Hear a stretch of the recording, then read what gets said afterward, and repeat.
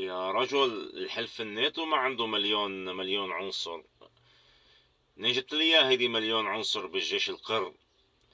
هي بالشمال السوري كله، من شرقه لغربه، مع عفرين، مع ادلب، مع ارياف ادلب، هدول كلهم ما بيطلعوا 100,000 مقاتل اللي موجودين. اما باقي الاولاد، كم ولد موجود حامل سلاح اليوم؟ اللي عمره 14 سنة انتم محملينه فرد، واللي عمره 10 سنين محملينه فرد.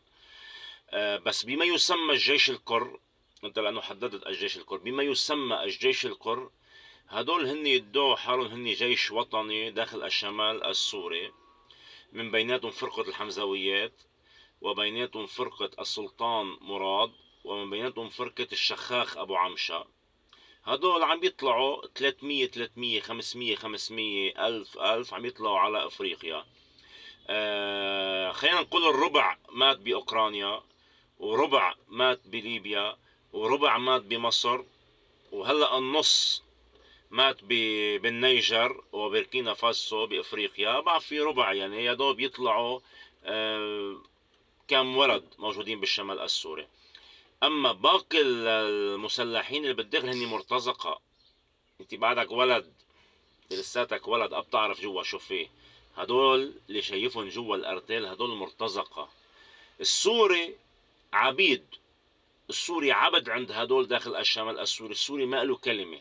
هدول بكرة بينسحبوا من الشمال، طبعا مع القاءات تبعهم، مثل ابو الجولاني، ابو عمشة،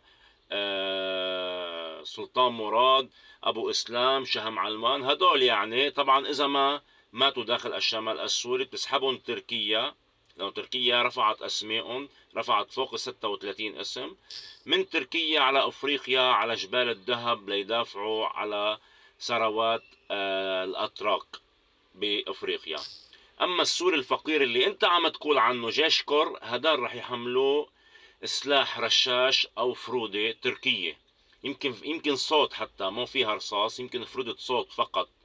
رح يحملوها ويقولوا لها واجه الجيش العربي السوري. ما جبت لي اياها هيدي مليون عنصر؟ مليون عنصر حبيب الحلف الناتو ما عنده اياهم. فهذا هو ما يسمى بالجيش القر جوا. تحياتي لك. صحح معلوماتك يا حبيب، صحح معلوماتك.